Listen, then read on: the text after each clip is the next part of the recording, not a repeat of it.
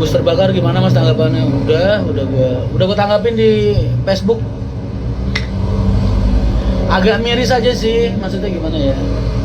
Kan situ ada videonya, krunya apa TL-nya atau siapa entahlah. Nuduh pesertanya sampai kayak orang ketakutan gitu, bilang enggak mas, saya nggak bawa power bank, kita nggak ada yang bawa power bank, bla bla bla. Yes. Ya maksud gua cuma ngasih tahu aja bahwasanya power bank itu bukan satu-satunya penyebab kebakaran di dalam base, bukan. Biasanya konslet mas, yang sering terjadi itu konslet.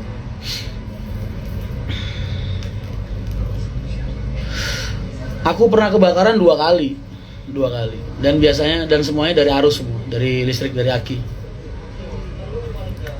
Udah 2 kali kebakaran. Anaknya perempuan semua ya mas Bodo? Enggak, ada cowoknya 1 paling kecil. Infonya dari AC mas juga. Kan freon itu ganas boy, gasnya kan gede banget itu, buat nyebarin api cepet itu. Kebakar, kabel kebakar, semprot freon ya kan, selang-selangnya pecah kebakar. Biasanya dari belakang, kan sama kayak kita dulu. Makanya rata-rata kebakaran itu pasti dari atas, karena banyak bahan kain di kabin, di interior itu, kayak ducting, plastik. Itu kan rata-rata plastik, kain. Ntar udah nyamber ke jok, busa, wah tambah gede lagi. Susah. Kok bisa ada ledakan mas? Gak ada. Bis itu gak bisa meledak mas, lu kira film-film. Bis itu beda sama bensin. Kalau bensin nanti balanya gede ya. Kalau bensin bisa meledak, dup. Kalau bis gak bisa. Kalau suara ledakan ya bisa dari mana aja, mungkin kompresor pecah apa gimana kan bisa. Tapi kalau meledak kayak di film-film gitu, wah itu cuma di film doang boy. Di film Rambo paling sering. Solar itu nggak kayak bensin, solar itu susah kebakar. Cuman solar kalau udah kebakar susah mati, itu solar. Makanya orang, yes, kalau anak-anak kerja di dunia solar, di bengkel kadang suka ada yang komplain tuh, mas kerja deket bis kok ngerokok segala macam bla bla bla. Yes, buat kita gimana ya, biasa lah. Ada ledakan mas dari kaca penumpang sebelah kiri. Kacanya mungkin meletus atau gimana? Nggak lihat videonya, aku belum. Berkah Femgate banyak youtuber yang viewersnya naik ya, alhamdulillah. Mas ingat foto pertama kali sama Serian kemarin? Oh. Kalau kebakar dapat asuransi nggak mas? Kalau kebakar itu berarti hilang boy. Asuransi, jadi bis itu kalau belum lunas kan ada persyaratan asuransi, dan minimal rata-rata hampir semua PO itu ngambilnya TLO, total loss. Berarti kalau kerusakan di atas 75% atau 80%.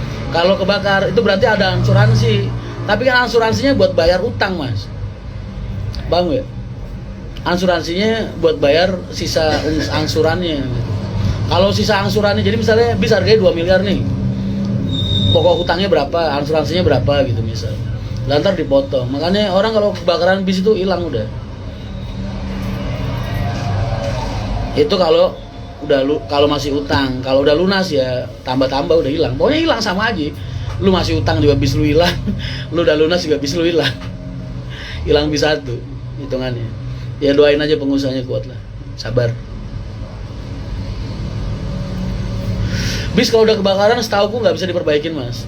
Sepengalamanku ya, sepengetahuanku. Kalau udah parah banget kebakarnya kayak gitu, itu udah nggak bisa dipakai. Biasanya soalnya sasisnya layu mas. Yang paling parah kan sasisnya mas. Kalau body bisa dibikin orang, tapi kalau sasis udah layu, udah alum bahasanya, itu kan baja mas sasis mas.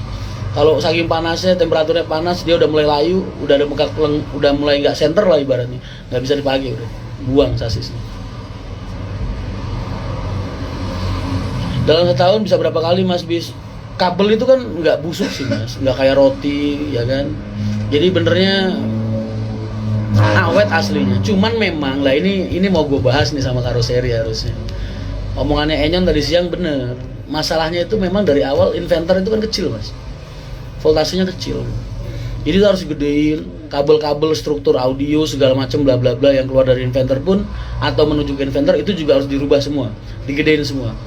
Ya pasti ada pembengkakan biaya di build bis itu pasti ada pembengkakan biaya. Tapi kan itu buat keamanan lebih bagus. Ngaruh banget ya mas powerbank. Kemarin gue dari ALS naik ALS ngecas powerbank gue di dalam biasa aja. nggak harus. Dikiloin bisa mas, bisa, makanya dikiloin bahasanya. Katanya sih gara-gara ada yang ngecas power bank. Nggak tahu, sama-sama nggak tahu, belum tentu. Kalau dilihat dari sumber apinya ya, kan ada videonya tuh, dari sumber apinya bagian belakang mesin kap itu paling dari aki, konslet, nyamber kabel, terus nyamber kompresor, kena AC freon mas, tekanan gasnya.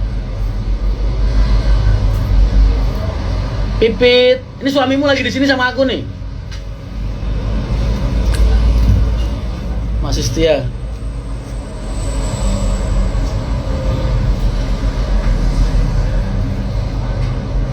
Itu banyak loh yang nanyain kursiku.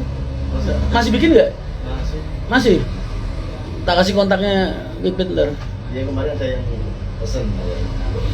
Kalau ngetes power bank itu bukannya dampaknya ke aki gua, bukan mas. Arus inverter kan kecil mas. Makanya bener kata si Enyon tadi siang ngobrol sama aku sama sendiri juga. Emang harusnya inverter itu digedein. Biasanya kan cuma 3.000 atau 4.000 gitu ya. Itu jadi 14.000 gitu. Tapi memang bengkak biayanya.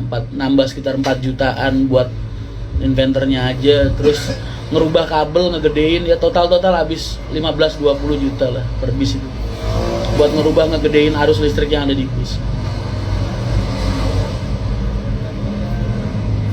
Karena memang inverter itu kecil mas, arusnya kecil.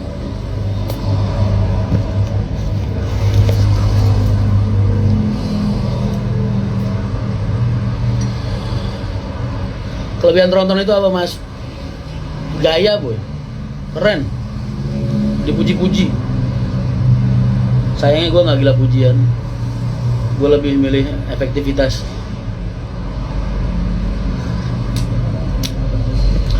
Freon itu bukan zat yang mudah terbakar, tapi semburannya itu bisa ngantarin api mas. Tetep yang bakal jadi arus api, penyebaran api ke bis itu interior, kain, MBTEK itu kain, terus ducting itu kan plastik semua mas rata-rata. Terus body sebelah bis itu kan fiber. Ya akinya tetap harus dipikirin lah.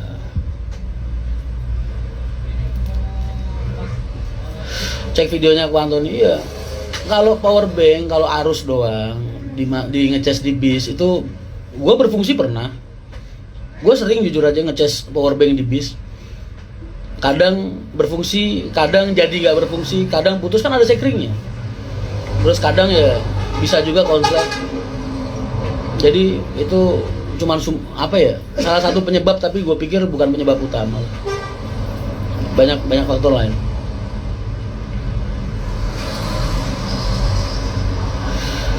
Lihat Mas Rian jadi seger juga, saya ngerokok dah. Gimana rasanya kemarin Femgate?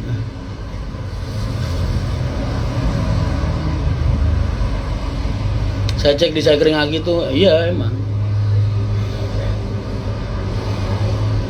Tetap aja power bank bisa menyebabkan konsleting, bukan kebakaran bis. Ini biasanya malah rata-rata tuh penyebab parahnya ya, aslinya ya. Kabelnya jorok boy.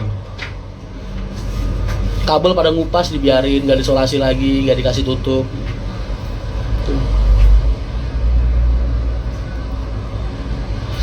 Saya ngecas power bank di bis juga aman-aman. Tapi itu bukan hal baik dong. Jangan diterusin. Lagi pas kebenaran aman. Kan aku tadi udah bilang. Aman bisa, nggak berfungsi bisa, konslet bisa, putus bisa. Jadi dihindarin aja, jangan.